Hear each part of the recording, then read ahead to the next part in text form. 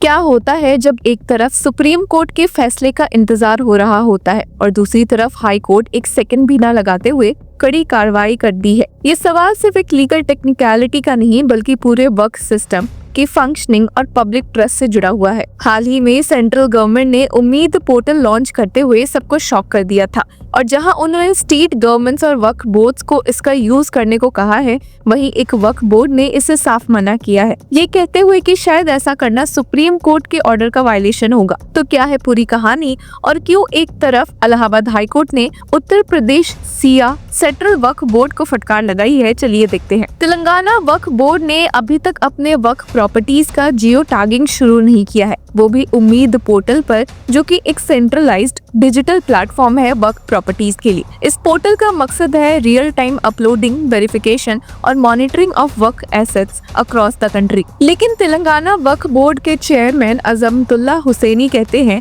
We are waiting for the supreme court decision as the state government is against the new Waqf amendment act and the majority of the Muslim community is opposing it। अब ये जो उम्मीद portal है, जिसका full form है unified Waqf management empowerment efficiency and development, इससे central government ने launch किया था। वक्फ अमेंडमेंट एक्ट के इम्प्लीमेंटेशन के बाद इसका एक बड़ा ऑब्जेक्टिव है ट्रांसपेरेंसी एंड अकाउंटेबिलिटी को बढ़ावा देना, ताकि वक्फ प्रॉपर्टीज का मिसयूज रोका जा सके। लेकिन जब एक स्टेट का वक्फ बोर्ड खुद कहे कि क्लैरिटी नहीं है कि कौन सी प्रॉपर्टीज अपलोड करनी चाहिए, तो सोचने की बात है, क्या सच में कंफ्यूजन है या कहीं और दिक्कत है। चेयरमैन हुसैनी कहते हैं कि कई वक्फ प्रॉपर्टीज ऐसी है जो वक्फ बाय यूजर है, मतलब लोगों के यूज के जरिए वक्फ बनी है और उनका कोई ऑफिशियल डॉक्यूमेंट या टाइटल डीड ही नहीं है। कुछ प्रॉपर्टीज तो लिटिगेशन में फंसी हुई है। ऐसे में जब तक सुप्रीम कोर्ट का वर्डिक्ट नहीं आता, उनका कहना है मैपिंग शुरू करना ठीक नहीं होगा। सिर्फ यही नहीं बल्कि उन्होंने कहा कि कुछ ऑब्जेक्शंस तो उन्होंने सेंट्रल गवर्नमेंट को भी भेजे हैं।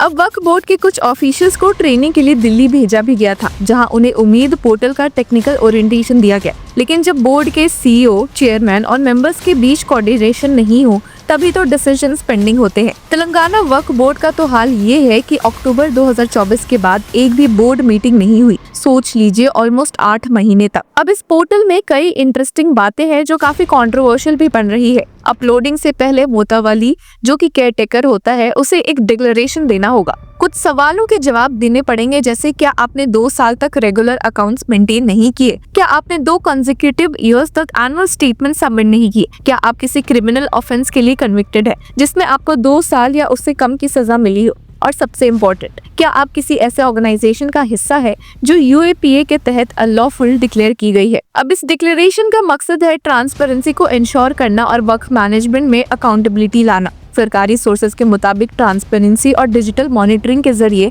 वक्फ प्रॉपर्टीज का मिसयूज और डिस्प्यूट्स दोनों कम होंगे। अब पोर्टल के मेजर फीचर्स में digital inventory, geo tagging of properties, online grievance redressal system, leasing और यूजेज ट्रैकिंग का ट्रांसपेरेंट मैकेनिज्म, जीआईएस मैपिंग से इंटीग्रेशन और public access to verified records शामिल है।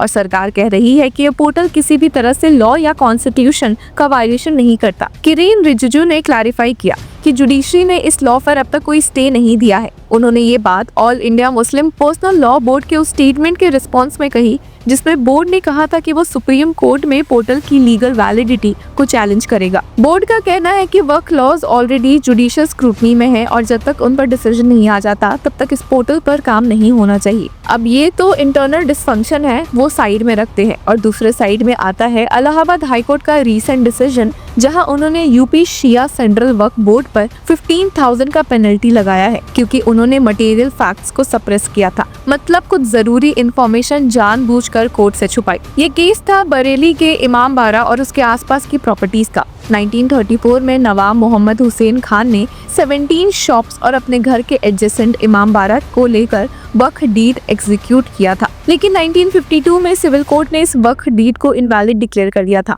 उस फैसले को अपील में भी अपहोल्ड किया गया था 1964 में। फिर भी साल 2015 में यूपी शिया वक्फ बोर्ड ने मुतावलीज अपॉइंट कर दिए, मतलब केयर टेकर्स, उन्हीं डिस्प्यूटेड प्रॉपर्टीज के लिए। नवाब के ग्रैंडसन तहव्वुर अली खान ने इसके खिलाफ यूपी वक्फ ट्रिब्यूनल में चैलेंज किया, जहां अप्रैल 2024 में ट्रिब्यूनल ने बोर्ड का 2015 का ऑर्डर कैंसिल कर दिया। यहाँ तक तो सब ठीक था, लेकिन बोर्ड ने इस ट्रिब्यूनल के ऑर्डर के खिलाफ लखनऊ बेंच में रिवीजन फाइल किया, बिना ये बताए कि इलाहाबाद हाई कोर्ट ने जनवरी 2025 में एक related interim order already pass हुआ था जायदी केस में, जो नवाब की ग्रैंड डॉटर हुमा जायदी के फेवर में था। कोर्ट ने क्लियरली बोला कि this is a case of material suppression. ऐसे लिटिगेंट्स को किसी भी स्टेज पे लिटिगेशन से बाहर निकाला जा सकता है। जस्टिस जसप्रीत सिंह ने कहा, बोर्ड का ये एक्ट अप्रिशिएट नहीं किया जा सकता। और यही सब सुन के कोर्ट ने नॉट जस्ट पिटिशन को डिसमिस किया, बल्कि कॉस्ट भी इम्पोज की, ₹15,000 का फाइन, जो कि स्टेट लीगल सर्विसेज अथॉरिटी में डिपॉजिट करना होगा। क्लियर मैसेज था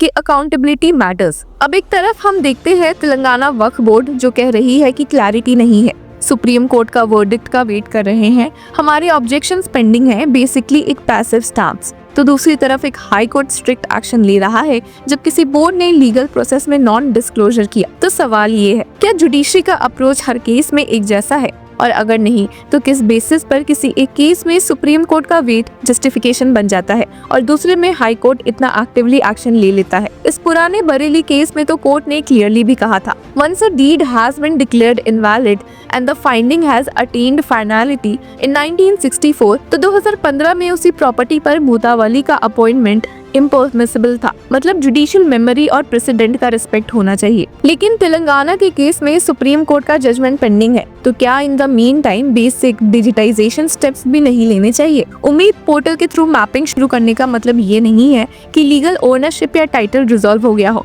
बल्कि एक स्टेप है रिकॉर्ड्स को कंसोलिडेट करने के लिए, ताकि डिस्प्यूट्स का रिजोल्यूशन आसान हो। वक्फ प्रॉपर्टीज हिस्टोरिकली एक ग्रे एरिया रही है। किसी जमाने में ओरल वक्फ डिक्लेरेशंस, फिर उनका इनफॉर्मल यूज और अब उन्हीं प्रॉपर्टीज का मल्टी पार्टी डिस्प्यूट्स में फंसना, सबने मिलकर सिस्टम को ओपेक बना दिया है। उम्मीद जैसा प्लेटफॉर्म इस ओपेसिटी को तोड़ने की कोशिश है, लेकिन जब ग्राउंड पर बोथ कोऑपरेशन नहीं देते तो फिर सेंट्रल एफर्ट्स भी लिमिटेड हो जाते हैं। इस कंटेक्स्ट में इलाहाबाद हाईकोर्ट का स्ट्रॉन्ग स्टैंड एक आइडियल प्रेसिडेंट बन सकता है कि लीगल ट्रांसपेरेंसी और प्रोसीजरल ऑनेस्टी फंडामेंटल होनी चाहिए, चाहे वो कोर्ट हो या वक्फ बोर्ड। जुडिशरी अगर अकाउंटेबिलिटी मांगती है लिटिगेंट से, तो एडमिनिस्ट्रेटिव बॉडी से भी सेम एक्सपेक्टेशन होनी चाहिए। लेकिन ये भी समझना जरूरी है कि हर प्रॉपर्टी का केस अलग है। जैसे तेलंगाना बोर्ड ने पॉइंट किया कि कई प्रॉपर्टीज वक्फ बाय यूजर है जिनके पास प्रॉपर डॉक्यूमेंटेशन नहीं है। कुछ तो लिटिगेशन में ऑलरेडी फंसी हुई है, लेकिन इसका मतलब ये नहीं कि डिजिटाइजेशन का काम रुक जाए। अब सुप्रीम कोर्ट का जजमेंट कब आएगा ये किसी को पता नहीं, लेकिन उस डिसीजन का इंतजार में अगर स्टेट लेवल डिजिटाइजेशन इनिशिएटिव्स रुक जाते हैं, तो वो सिर्फ डिले नहीं बल्कि पब्लिक अकाउंटेबिलिटी को बाईपास भी करता है। तो व्यूअर्स, आपकी क्या राय है हमें कमेंट सेक्शन में बताएं, और तब तक के लिए keep following Law Chakra. Hello law lovers and justice seekers, welcome to Law Chakra. हम आपके लिए लेकर आए हैं कुछ बहुत ही exclusive. Introducing Law Chakra prime membership, जो आपको देगा exclusive access like never before. बनिए लॉ चक्रा की प्राइम मेंबर और अनलॉक कीजिए full potential of legal knowledge. अभी ज्वाइन कीजिए।